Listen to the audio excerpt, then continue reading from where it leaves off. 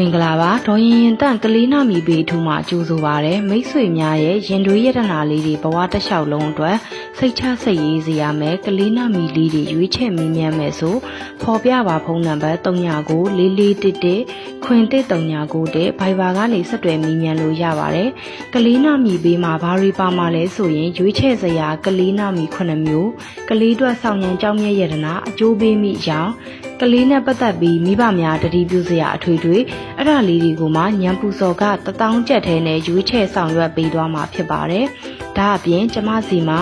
ကလေးနာမီစစ်ကလေးစာတာစစ်လူကြီးနာမီစစ်လူကြီးနာမီပြောင်း